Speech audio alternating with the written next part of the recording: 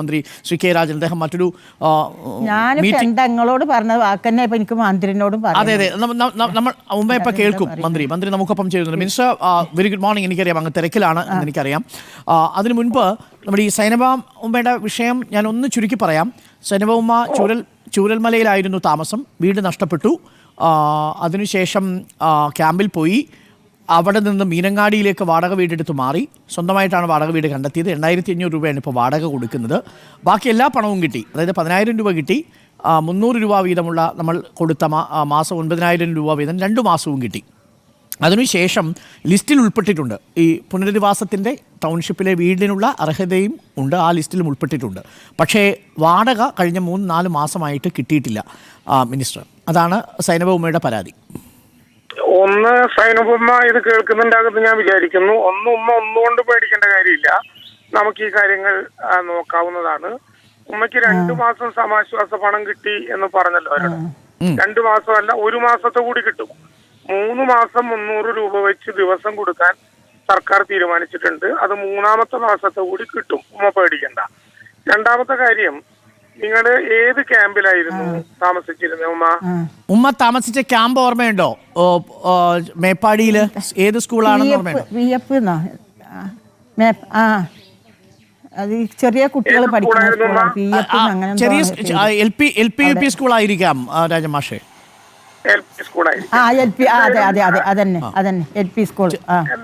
എന്തായാലും പിന്നെ നമുക്ക് ഇപ്പോൾ തന്നെ ഞാൻ അരുൺ എന്നോട് വരാനാകുമോ എന്ന് ചോദിച്ച് സൈനുമ്മയുടെ കാര്യം പറഞ്ഞപ്പോൾ തന്നെ ഞാൻ നമ്മുടെ ജില്ലാ കളക്ടർ മേഘശ്രീയെ കോണ്ടാക്ട് ചെയ്തിരുന്നു.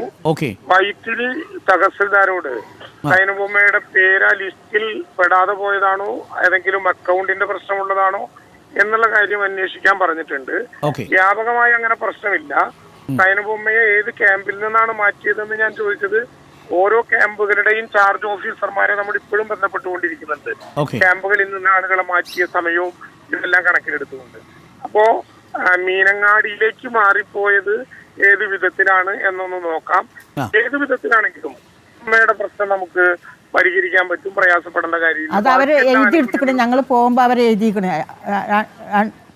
2-3 ടീച്ചർമാരെ എഴുതിയെടുത്തിക്കണേ. ഞങ്ങൾ പോകുമ്പോൾ തലേന്നും പിറ്റേന്ന് ഞങ്ങൾ പോണ സമയത്ത് ഞങ്ങൾ എല്ലാ റിസൾട്ടും എഴുതിയെടുത്തിട്ടാണ് ഞങ്ങൾ പോണത്. ആയിക്കോട്ടെ ഉമ്മ അവിടത്തെ നമ്മുടെ ബാങ്ക് അക്കൗണ്ടിന്റെ നമ്പർ കൊടുത്തിരുന്നു. ബാങ്ക് അക്കൗണ്ടിന്റെ നമ്പർ അവര് മേടിച്ചിരുന്നു. എന്റെ ബാങ്ക് അക്കൗണ്ടിന്റെ നമ്പർ കൊടുത്തിരുന്നു. ആയിക്കോട്ടെ. അപ്പൊ അരുണേ, ധൈര്യമായിട്ട് പറയൂ. ഈ കാര്യം ഇന്ന് തന്നെ അന്വേഷിച്ച് നേരത്തെ അരുണിനറിയാം ഇങ്ങനെ വരുന്ന പ്രശ്നങ്ങളെല്ലാം ഒറ്റപ്പെട്ട സംഭവങ്ങളാണ്. സാമാന്യവൽക്കരിക്കേണ്ടതില്ല. മാത്രമല്ല, ഇങ്ങനെ പറയുന്ന ഓരോ പ്രശ്നങ്ങളിലും ഇപ്പൊ നമ്മള് ലതയുടെ കാര്യത്തിൽ പറഞ്ഞതുൾപ്പെടെ ഓരോ പ്രശ്നങ്ങളിലും അതത് സമയത്ത് തന്നെ നമ്മള് അതിന് മറുപടി കണ്ടെത്തുന്നുണ്ട്. അപ്പൊ ഇത് ഏത് സാങ്കേതികത്വമാണെന്ന് നമുക്ക് നോക്കാം. അങ്ങനെയുണ്ടെങ്കിൽ ഇന്ന് തന്നെ ആ പ്രശ്നം പരിഹരിക്കാൻ ആവശ്യമായി.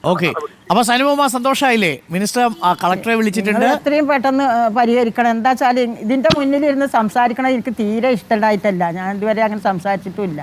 ഇപ്പൊ യാതൊരു നിവൃത്തികേട് കൊണ്ടാണ് ഞാൻ ഇതിന്റെ മുന്നിലിരുന്ന് സംസാരിക്കണം. അതുകൊണ്ട് നിങ്ങൾ എത്രയും പെട്ടെന്ന് ടിവിയുടെ മുമ്പിൽ വന്ന് സംസാരിക്കുന്നതിന് ബുദ്ധിമുട്ടുണ്ടെന്നാണ് മിനിസ്റ്റർ പറഞ്ഞത്. അല്ലാതെ ഇങ്ങനെ ഒരു പ്രയാസം ഇങ്ങനെ ഒരു പ്രയാസമാണ്. അവർക്കറിയാം സർക്കാർ ഇതെല്ലാം, സൈനുമ്മയ്ക്ക് അറിയാം സർക്കാർ ഇതെല്ലാം കൃത്യമായിട്ട് ചെയ്യുന്നുണ്ട്. ബാക്കി സഹായങ്ങൾ എല്ലാവർക്കും കിട്ടിയതുകൊണ്ട് അവർക്കൊരു ഉറപ്പുണ്ട്. വീട്ടിലിരുന്നോ, ഇനി വരേണ്ടി വരില്ല. ഈ കാര്യം ശ്രദ്ധയിൽപ്പെട്ടു. ഇതിന്റെ മുന്നേ 18-ല് സാറേ വളപ്പിൽ വെള്ളം കയറിയിട്ട് കൃഷി പോയതൊക്കെ കണ്ടിട്ട് എനിക്ക് ഇങ്ങനെ ചാനലിലാണെന്ന് എനിക്കറിയില്ല. എന്നിട്ട് എനിക്ക് 50,000 രൂപ പാസ്സായി. അതിൽ 40,000 രൂപ കിട്ടും ചെയ്ത് എന്റെ കൃഷി പോയത് കണ്ടിട്ട്. അപ്പൊ അത്ര കൃഷി അത് മുഴുവൻ പോയി. അതിനെക്കാട്ടും പേരെ ഒന്നുകൂടിയും പിന്നെയും പൈസ ചെലവാക്കി, അതൊക്കെ പോയി.